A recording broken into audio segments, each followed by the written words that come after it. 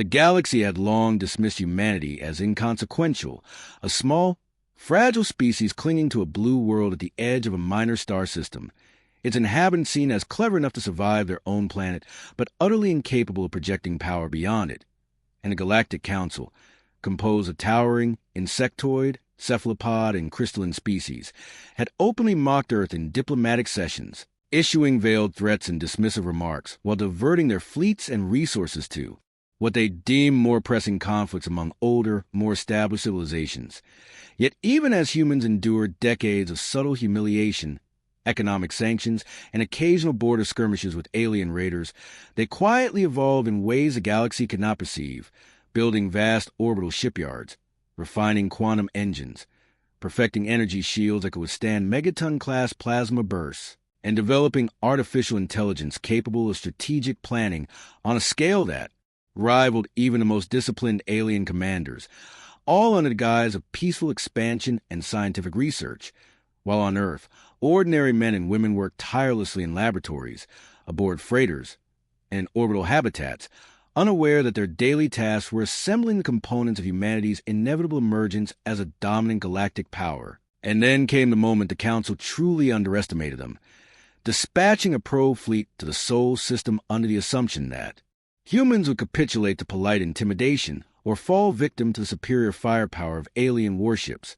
not knowing that humanity had been secretly training entire generations of pilots in deep space combat simulations, had genetically and cybernetically enhanced soldiers capable of operating in extreme environments, and had built warships whose main guns could punch through the hull of an alien dreadnought, while their energy shields absorbed retaliatory fire with minimal degradation. And when the first wave of alien ships entered orbit around Mars, expecting a quick demonstration of dominance, they were met not by surrender but by a coordinated orbital ambush, with human vessels emerging from hidden points in the asteroid belt, their engines cloaked, firing plasma torpedoes that tore through alien armor and sent debris cascading through space. And from the command bridge of the lead alien dreadnought, the insectoid admiral barked in disbelief as warning lights flashed and reports of cascading hull breaches filled the deck, while humans on the monitors calmly maneuvered their ships with precision that only came from decades of preparation and training. And the aliens realized too late that their intelligence had been flawed, that every underestimate, every slight, had been cataloged and turned into an advantage by humanity, who now controlled the tempo of the battle, dictating when to strike and when to vanish into the shadows of space. And as communications, channels were filled with urgent, panicked messages between council representatives who demanded reinforcements, humans implemented the next phase of their plan,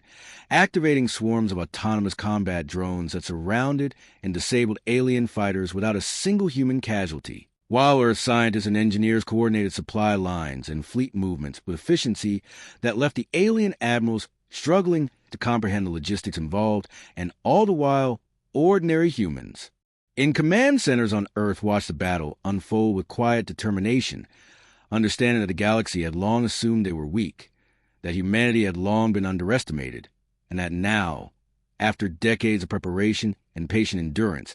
the moment had come to strike back with a force and unity that no alien race had predicted. And as the first alien flagship exploded in a blinding flash of fire and debris, the other ships began to falter, their formations breaking under relentless human precision strikes,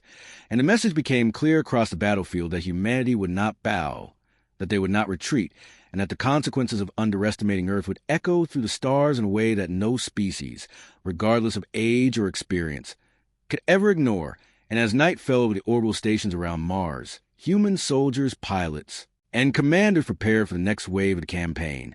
knowing full well that this was only the beginning of a war that would redefine the balance of power in the galaxy, and that every alien who had scoffed at humanity's capabilities would now be forced to confront the devastating truth that humans were far more than their fragile exterior suggested,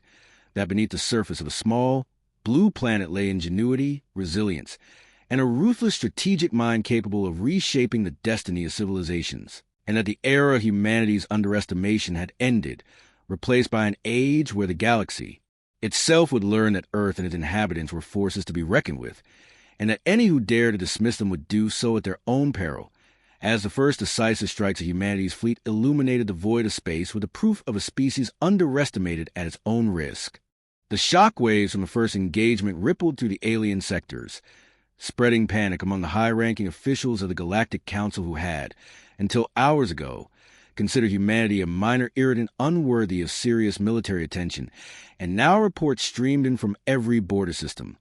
where patrol fleets and monitoring stations encountered unprecedented human tactics, combining rapid orbital strikes with cyber warfare that disable command networks, while humans on Earth. Coordinated global intelligence networks that fuse data from deep space sensors, drone surveillance, and previously classified stealth satellites to anticipate enemy movements with uncanny accuracy, and every tactical choice the aliens made seemed to play directly into human hands. For centuries, the Council had prided itself on experience and predictability, assuming younger species would make errors. Yet humans consistently defied expectations, adapting to new combat variables almost instinctively. As Captain Daniel Mercer piloted the flagship Orion through the asteroid belt with a crew that had trained in virtual combat simulations for decades,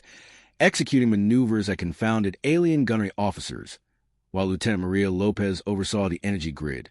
channeling power to shields and weapons in real time, ensuring that every shot fired was maximized and every strike absorbed with minimal damage, and the alien fleet, large and imposing, began to fracture under the relentless pressure. Smaller ships overloaded by precision strikes, carriers losing fighters to human drone swarms that move with the coordination of a single mind. And as the Council convened emergency meetings to reassess their strategy, alien ambassadors debated whether the humans had secret allies, undiscovered technologies, or some evolutionary advantage that had been ignored while on Mars. General Robert Hayes coordinated reinforcements from Earth's orbital shipyards, launching wave after wave of advanced frigates equipped with graviton torpedoes and kinetic disruptors, systems previously thought experimental, now fielded in large numbers to devastating effect, and every hit against the alien vessels not only caused physical destruction, but shattered their morale, as soldiers across alien species witnessed the supposed underdog tearing through fleets that had previously terrorized entire star systems. And back on Earth, scientists like Dr. Evelyn Shaw monitored the alien communication signals,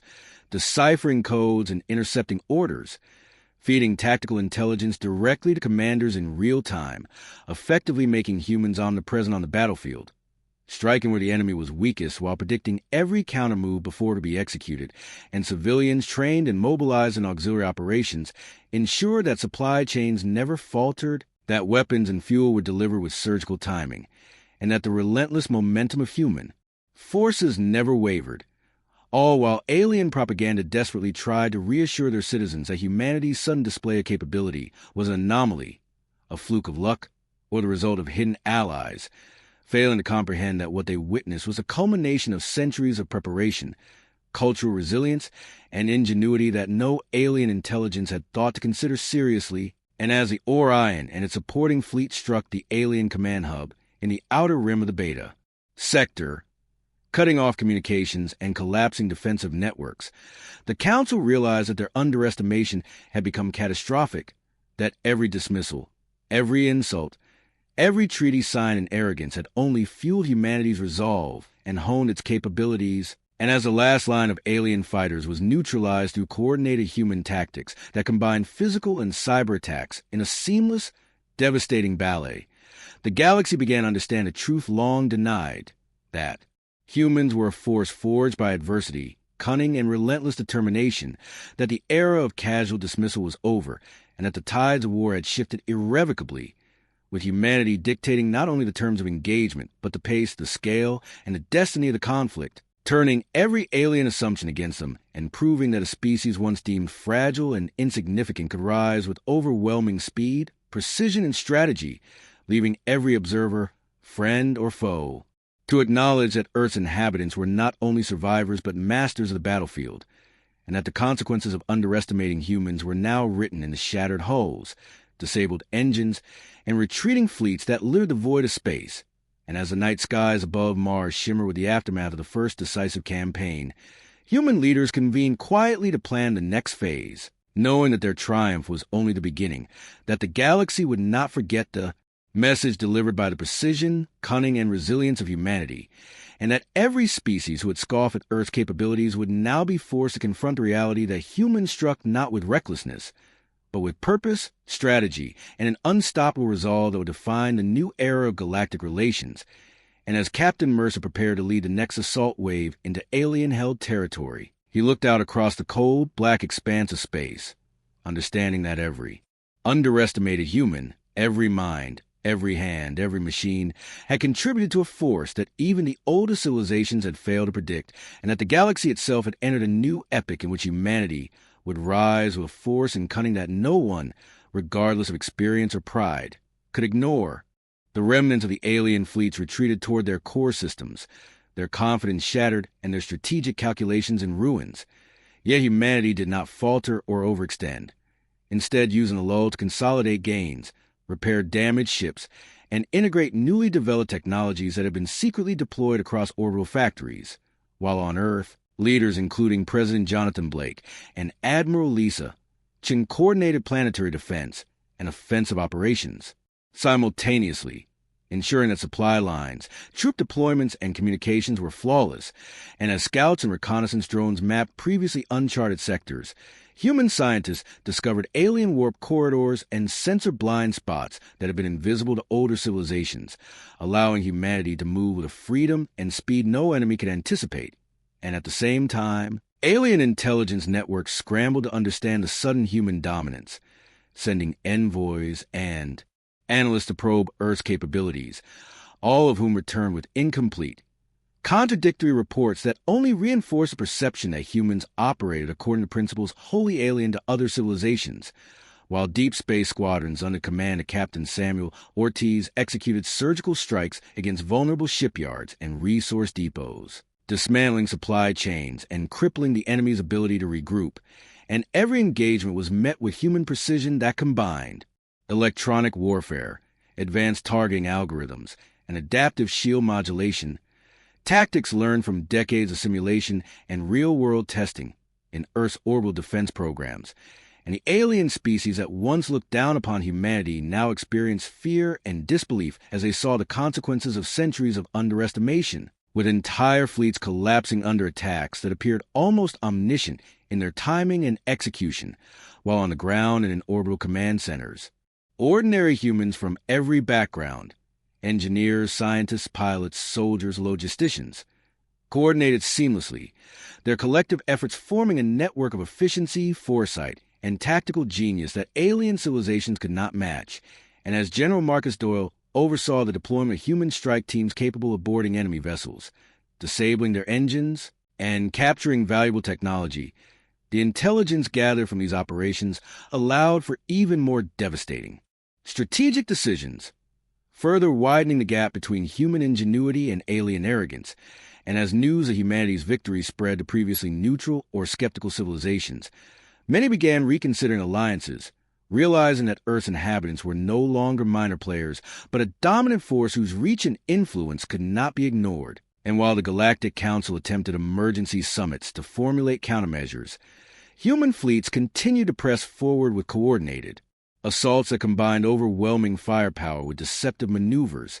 striking where least expected and exploiting every weakness. And the aliens' attempts to negotiate or intimidate were met with measured but uncompromising responses from human diplomats and commanders, reinforcing that every action was guided by strategy, intelligence, and an unyielding commitment to survival and dominance. And as Captain Ortiz led a fleet through a previously unpatrolled wormhole to strike deep within enemy territory, the aliens could only watch as the humans dismantled their fortifications, liberated enslaved populations, and claimed strategic resources, all while maintaining operational security, logistical efficiency, and morale at levels unmatched by even the oldest civilizations. And across the galaxy, the message became undeniable. Humanity had endured mockery, survived scorn, and now wielded power in a manner that no species had anticipated, and the age of underestimation had ended as humans demonstrated that every challenge, every threat, every insult could be turned into an advantage, proving that resilience, intellect, and unrelenting determination could overcome even the most formidable adversaries. And as the Orion fleet regrouped in the aftermath of a successful campaign, Human commanders reviewed intelligence and planned the next offensive, knowing that momentum, precision, and innovation were their greatest weapons, and that the galaxy would continue to learn the consequences of underestimating the species from a small, blue planet that had long been dismissed, yet had quietly grown into a force capable of reshaping the destiny of civilizations, a force whose reach, strategy, and adaptability ensured that every future engagement would be fought on humanity's terms, and that every alien who had ever doubted Earth's potential would be reminded that human ingenuity, courage, and coordination were unstoppable when fully realized, and that the true power of humanity lay not only in firepower or technology, but in the unity, foresight, and relentless drive that no species, no matter how ancient or proud, could match or anticipate. As human forces consolidated their control over contested sectors, the Galactic Council scrambled to respond, sending elite task forces and strategic commanders to assess and contain the unprecedented human threat. Yet every move the aliens made was anticipated, studied, and countered by human intelligence networks, whose integration of real-time surveillance, predictive algorithms, and adaptive tactics made them nearly omnipresent on the battlefield. And aboard the Orion, Captain Daniel Mercer coordinated a multi-pronged assault on an alien stronghold in the Delta Quadrant, directing squadrons to bypass conventional defenses and exploit weaknesses in enemy formations, while Lieutenant Maria Lopez monitored shield fluctuations and weapon output, ensuring that each strike was perfectly timed and maximally effective. And as human boarding parties infiltrated key installations, they retrieved advanced technology and intelligence that allowed scientists like Dr. Evelyn Shaw to reverse engineer alien systems, adapting them for human use almost immediately, creating weapons, shields, and propulsion systems that exceeded the capabilities of the Council's original designs. And with each success, the human forces gained confidence, their efficiency improving with every engagement, while alien commanders grew increasingly desperate, their arrogance replaced by fear as they realized that humans operated not with the predictable logic of previous species, but with a combination of intuition, adaptability, and relentless strategy that was impossible to counter with conventional tactics. And back on Earth, President Jonathan Blake and Admiral Lisa Chin coordinated global efforts, mobilizing civilian infrastructure, manufacturing networks, and scientific research toward the war effort, ensuring that every sector, from orbital shipyards to deep space reconnaissance, was functioning at peak efficiency, while military academies and training programs that had been cultivating skilled personnel for decades now produced officers and pilots who demonstrated unparalleled leadership, courage, and tactical insight. And as human fleets engaged alien convoys en route to reinforce their beleaguered garrisons, the Orion led a coordinated strike that disabled enemy engines, neutralized escort ships, and captured vital supplies, all with minimal human losses. And intelligence gathered from these operations allowed for successive offensives that destabilized entire regions of space previously controlled by the Council, causing panic among alien populations and undermining morale across multiple systems. And as news of humanity's victories reached the farthest corners of the galaxy, independent species and neutral systems began reconsidering alliances, recognizing that Earth's inhabitants had become a force whose influence and capability could not be ignored, while the Council convened emergency summits to determine how to contain a species they had once dismissed as insignificant. Yet every strategy proposed was preempted by human countermeasures, whether through advanced sensor networks, cyber disruption of command communications, or rapid deployment of mobile strike units. And as Captain Ortiz led a stealth operation through a series of asteroid fields to disable an alien weapons installation, the mission succeeded flawlessly, allowing human forces to capture advanced armaments that were immediately adapted to their fleets, enhancing both offensive and defensive capabilities. And as General Marcus Doyle directed operations on the ground and in orbital command centers, human troops executed coordinated assaults on multiple fronts,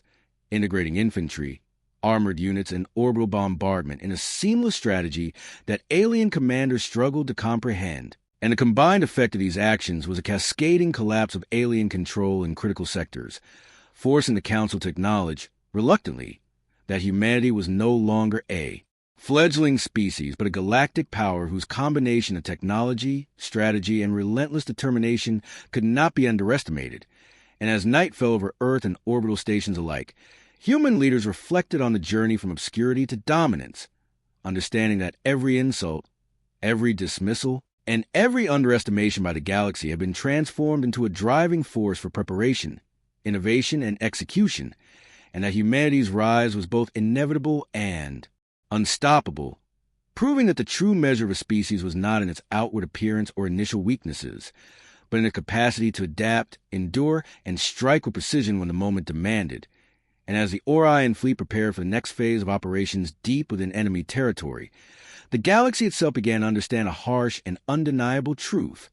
Humans, long underestimated and dismissed, had become a force that no civilization could ignore, challenge, or defeat without suffering catastrophic consequences,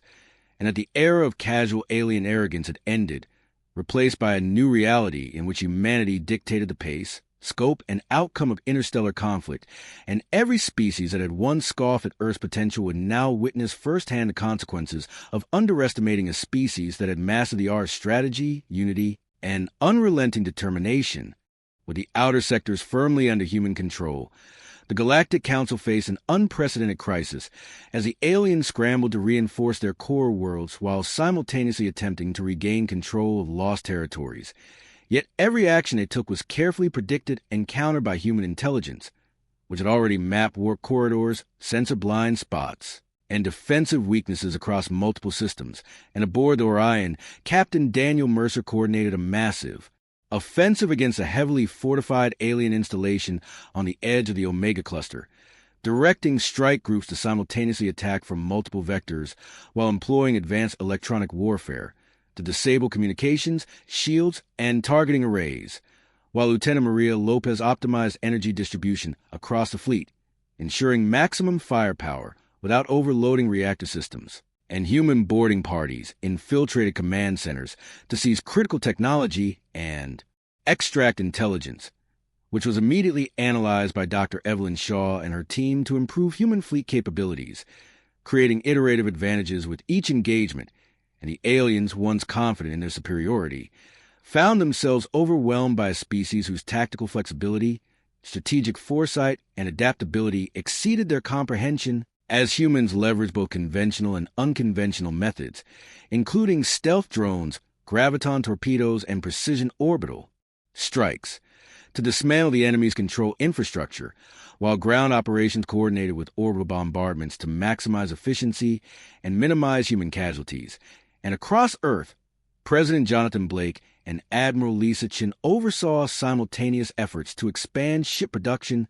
train new officers, and integrate captured alien technology, ensuring that every human asset, from orbital carriers to infantry units,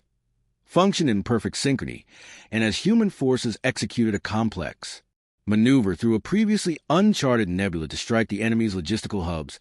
alien commanders struggled to understand how a species they considered primitive and weak could coordinate attacks with such speed, precision, and adaptability, while Captain Samuel Ortiz led a fleet deep into enemy territory, using both deception and direct assault to neutralize critical alien outposts and supply lines, further destabilizing the Council's operational control, and every success reinforced humanity's reputation across the galaxy as neutral systems and independent species began to align with Earth, recognizing that humans had become the dominant power capable of dictating the course of interstellar events, while alien propaganda desperately attempted to maintain confidence,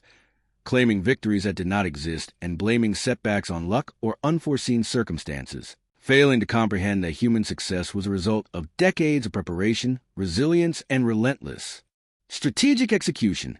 And as fleets engaged in the Omega Cluster, human forces demonstrated the seamless integration of technology, tactics, and human ingenuity, with each ship pilot and crew member operating as part of a larger, coordinated whole, while alien forces suffered catastrophic losses and morale collapsed. And as General Marcus Doyle directed combined arms operations on multiple fronts, infantry units, armored divisions, and orbital artillery worked in perfect coordination, striking with overwhelming force and precise timing that the enemy could not anticipate or counter, and civilians, scientists, and engineers on Earth ensured that supply chains, weapon production, and fleet maintenance operated without interruption, creating an almost unstoppable momentum. And as Captain Mercer prepared the Orion for a deep strike into the heart of enemy-controlled space, The aliens realized the full scale of their miscalculation, that every dismissal, every insult, and every underestimate of humanity had only fueled the growth, preparedness, and tactical brilliance that now dominated the battlefield. And as human fleets closed in on critical alien strongholds, the galaxy began to grasp a profound truth. The species it had mocked and dismissed had transformed into a force of unparalleled capability, combining resilience, intelligence, and unity in a manner no civilization had anticipated, and that the era of human underestimation had ended, replaced by an epic end, which Earth's inhabitants controlled the tempo of war, dictated the terms of engagement, and demonstrated that the consequences of dismissing humanity were not theoretical but immediate, catastrophic, and unavoidable. And as the Orion and its supporting fleet prepared for the next wave of strategic strikes, humans understood that this was not mere revenge or retribution, but the assertion of a species whose capabilities, ingenuity, and determination had finally been recognized across the stars, and that every alien who had ever underestimated Earth would now witness firsthand the devastating precision, adaptability, and unstoppable resolve of a civilization that had endured, prepared, and emerged victorious against all odds, proving once and for all that humanity, though long dismissed, could not only survive in the galaxy but dominate it with foresight, skill, and an unyielding will that no enemy could counter or comprehend. As the Orion and supporting fleets advanced deeper into alien-controlled space, human forces executed an intricate campaign that combined orbital superiority, cyber warfare, and rapid deployment of elite boarding teams, while Earth's command centers, led by President Jonathan Blake and Admiral Lisa Chun, monitored multiple battlefronts simultaneously, coordinating reinforcements, resupply, and technological upgrades in real time, and every human maneuver seemed to anticipate alien reactions before they could occur, as decades of preparation, intelligence gathering, and simulation allowed commanders like Captain Daniel Mercer and Captain Samuel Ortiz to foresee enemy strategies, exploit their weaknesses, and force them into untenable positions, while Lieutenant Maria Lopez managed energy distribution across the fleet, ensuring that weapons fired at maximum efficiency. Shields remained resilient under sustained assault, and engines maintained optimal output for rapid evasive maneuvers. And as ground operations progressed on captured worlds, General Marcus Doyle directed human infantry, armored units, and orbital support in a synchronized effort that neutralized alien strongholds, secured strategic resources, and liberated oppressed populations, demonstrating the combination of tactical genius, human adaptability, and relentless determination that had become humanity's signature. While alien forces struggled to coordinate even basic defensive measures, their hierarchies disrupted by targeted strikes, communication breakdowns, and psychological shock from facing a species that refused to conform to any predictable pattern. And across liberated systems, humans implemented stabilization efforts that reinforced their control, integrated capture technology, and ensured that logistics and communications remained uninterrupted, allowing fleet movements and tactical operations to continue with unmatched efficiency, while alien propaganda attempted to downplay the significance of human victories, claiming flukes, luck, or hidden allies, failing to realize that the success of humanity was neither random nor fortuitous, but the culmination of decades of preparation, foresight, and unity. And as the Orion spearheaded a daring assault through a heavily defended asteroid field to strike the enemy's central command hub in a Lambda sector, human ships executed maneuvers that confounded sensors, destroyed defensive arrays, and neutralized critical infrastructure, while boarding teams captured advanced alien technology, which scientists like Dr. Evelyn Shaw rapidly adapted to enhance fleet capabilities, improving weapons, shields, and sensor systems beyond original human designs. And every success reinforced the efficiency and adaptability of human operations, creating a cascading effect in which alien command struggled to react, morale collapsed, and territory once considered secure was lost, as fleets retreated and commanders realized that their centuries of presumed superiority had been shattered by a species they had consistently underestimated, while ordinary humans, from engineers to logisticians, worked tirelessly to maintain supply lines, repair vessels, and integrate new technology, creating a network of operational efficiency that alien civilizations could neither penetrate nor predict. And as Captain Ortiz led his fleet on a deep penetration mission to disable a critical enemy warp hub, human forces executed simultaneous strikes across multiple systems, further destabilizing the alien command structure and cutting off reinforcements, while intelligence gathered from these operations allowed for subsequent offensives that maintained momentum and pressure, forcing the Council to acknowledge, albeit reluctantly, that humanity had transformed from a fledgling species into a dominant galactic power whose combination of strategy, technology, and relentless execution could not be matched. And as the Orion fleet regrouped to prepare for the next phase of operations, the galaxy itself began to internalize the harsh truth that underestimating Earth's inhabitants was a perilous mistake, for humans had demonstrated that resilience, intelligence, coordination, and unyielding determination could overturn centuries of alien arrogance, shift the balance of power, and establish Earth not as a minor player, but as the architect of a new era in which humanity dictated the terms, controlled the tempo of engagement, and proved decisively that the consequences of dismissing a species forged by adversity and cunning were both immediate and catastrophic. And as human forces prepared for the next wave of offensives, the message sent across the stars was clear. The age of underestimation had ended, and the galaxy would never again regard Earth and its people as weak, inconsequential, or incapable, for humanity had arrived as a force that combined intellect, resilience, and tactical mastery to an extent no civilization could ignore or overcome. The advance toward the inner core systems marked a turning point that no strategist in the Galactic Council could ignore, as humanity shifted from rapid strikes and destabilization to deliberate, overwhelming control, moving with a patience that was far more terrifying than reckless aggression. And across captured space, human fleets established fortified corridors, sensor nets, and logistics hubs that allowed near-instant redeployment, while Earth's command authority coordinated every movement with calm precision, ensuring that no victory was wasted and no weakness left unexploited. And aboard the Orion,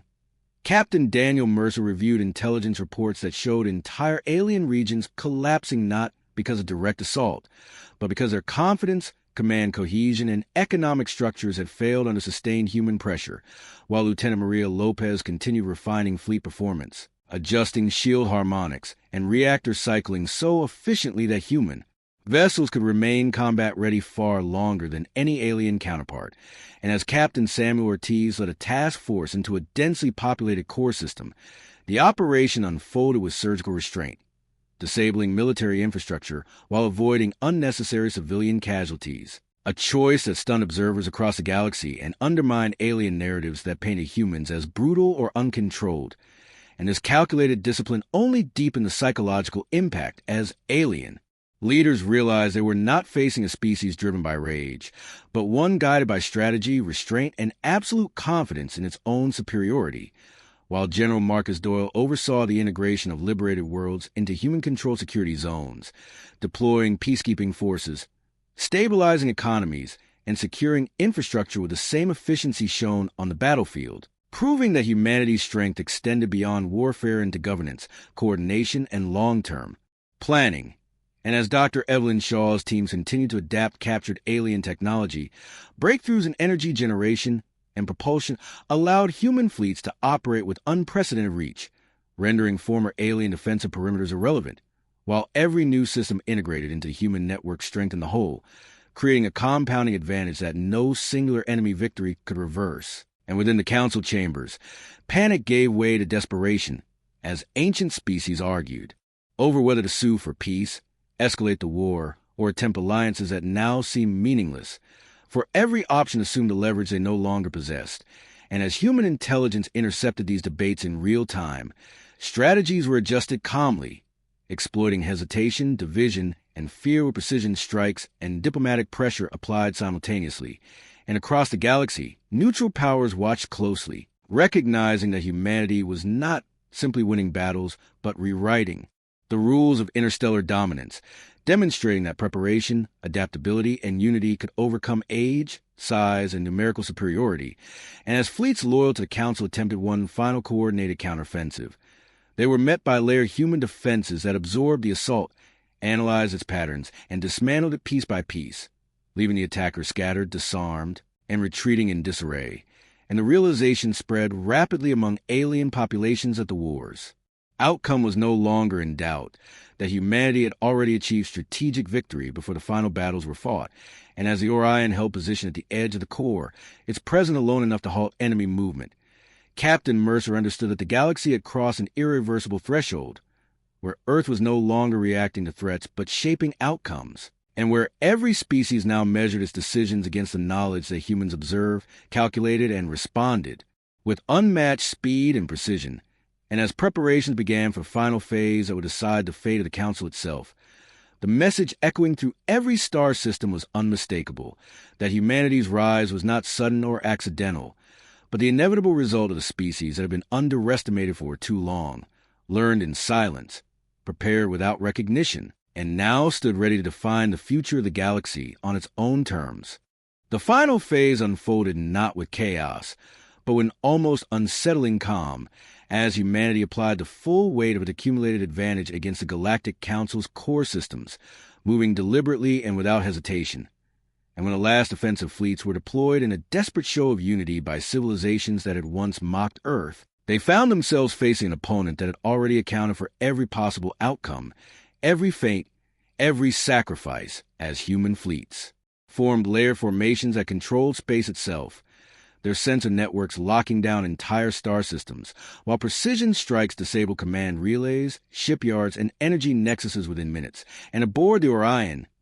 Captain Daniel Mercer authorized the execution of final contingency protocols, not out of uncertainty, but discipline, while Lieutenant Maria Lopez maintained flawless power distribution that allowed the fleet to sustain combat readiness indefinitely, a capability no alien vessel possessed. And as Captain Samuel Ortiz led the decisive encirclement maneuver, alien commanders realized with horrifying clarity that their choices no longer mattered,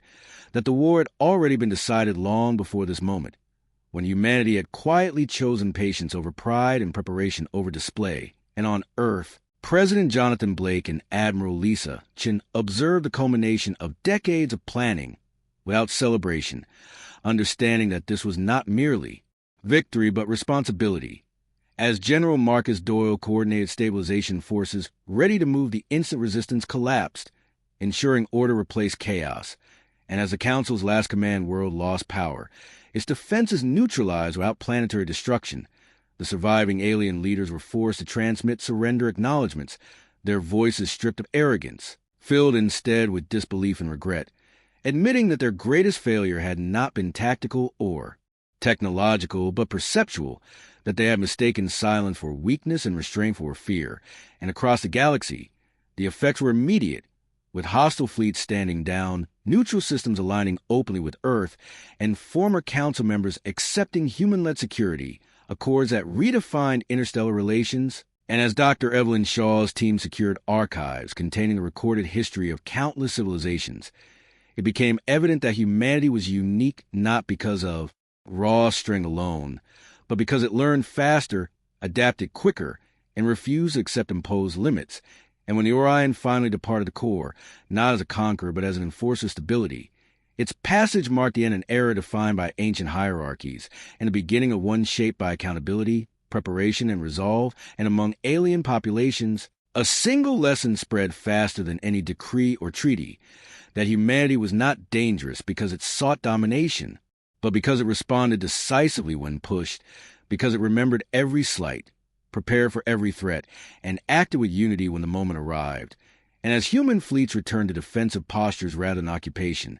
the galaxy understood that Earth did not rule through fear alone, but through the certainty that it could not be coerced, dismissed, or underestimated again. And in the quiet aftermath, as trade resumed and borders stabilized,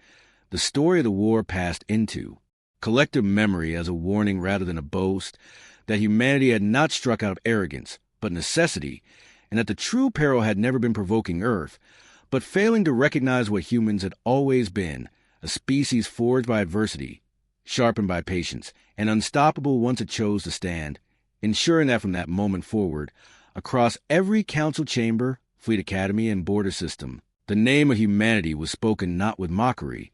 but with respect, caution, and enduring understanding that underestimating Earth was a mistake the galaxy would never repeat.